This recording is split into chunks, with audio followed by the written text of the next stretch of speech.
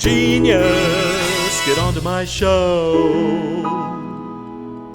And honestly, to this day, I don't know why. I came and got a job at the Sherman Oaks Guitar Center. That's so far. And I'd never stepped foot in the store before, ever. I didn't know anybody there. I'd never been in the store. Uh-huh. I still had friends and acquaintances at the Hollywood store and the relationships there. Yeah. I couldn't tell you why, but for some reason, I went to the Sherman Oaks store. And that was the old Sherman Oaks store before they built the one that you see now on Ventura Boulevard. Yeah. And that's where you met everybody? That's where I met everybody. Wow. Yeah, so Michael worked behind the counter there. One of my other dear friends, Paul, who actually taught Mike and I a lot of the ropes as far as like the movie advertising industry. He was really the first one to get into that and become successful in it, and he taught us the ins and outs of it. Really? He would work behind the counter. One of our other dear friends, Ralph, who had been a touring musician with like the Jacksons and everybody, incredible producer, and had, he's played with everyone from Lenny Kravitz on down. Yeah. He had taken a step back from the industry, and he was working there. We ended up doing a bunch of stuff together after we left Guitar Center.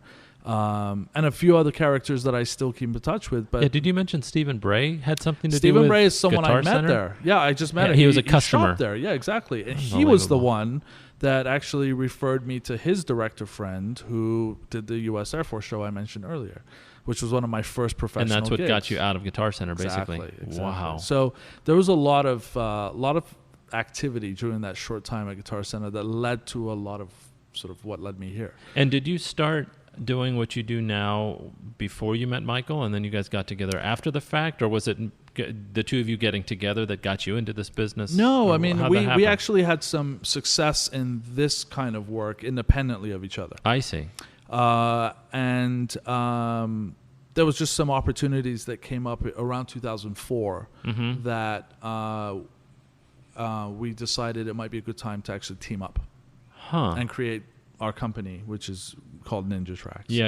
And so we formed in 2004, and then I think by teaming up, it sort of helped us propel ourselves forward. And then, we gained ground pretty quickly in this industry. Is that when you started doing film trailer music for the most part, or I what? had done it. I started probably in 2002, something like that. I see. What was the big break as far as film scoring or trailer music? The very first my very first campaign was Panic Room with Jodie Foster. Yeah.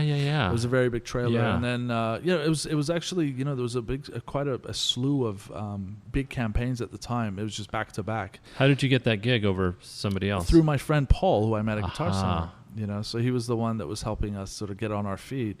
And then in 2004 we formed our own company and basically started doing everything independently. And that was Full Tilt? Full Tilt was the name of the brand. And that's something I've never understood. Like when you give me the CDs, it was like one of them was Revolution, and I thought, is that the name of the company? Or is that Full Tilt was the brand okay. originally, right? So our company name is Ninja Tracks, but the brand of music, the catalog of music that was being provided to the clients was called Full Tilt. And does that change every year? No. So Full Tilt was basically the brand. Okay. And then we got acquired by Warner Chappell Music in 2010. So they acquired Full Tilt. They didn't buy the company. They acquired the brand of music, Full Tilt. Yeah.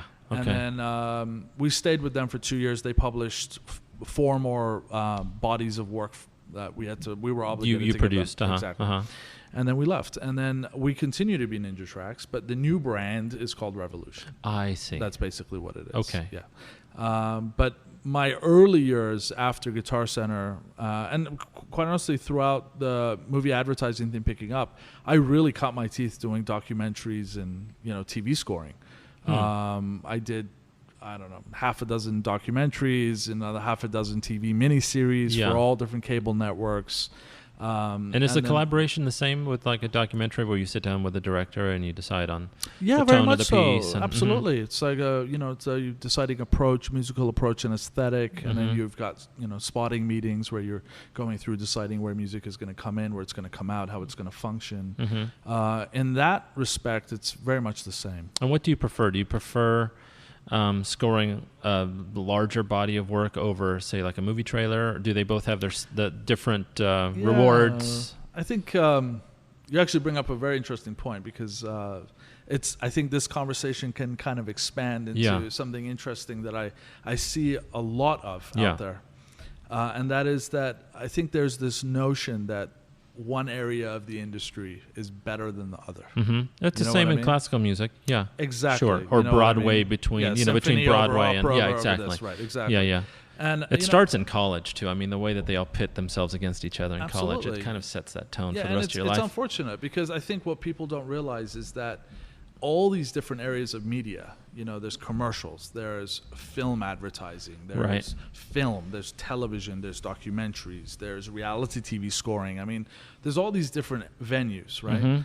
Ultimately, like when I look at it, especially having had the privilege of working in so many of these different areas, I've done audiobooks. Yeah. I've done features. I've done television scoring. I've done animation scoring. I've done documentaries. I've done, I don't know, a few thousand movie trailers at this point. And now video games. Yeah. We're doing a lot of video game scoring. Yeah. What they really all represent is an opportunity. That's it. So you kind of lump it all together psychologically. Well, I mean, the reality is you don't draw distinctions between the work. There are some things like, film, for example, is a long form medium. So there is the opportunity to develop something, because you just simply have more minutes of music.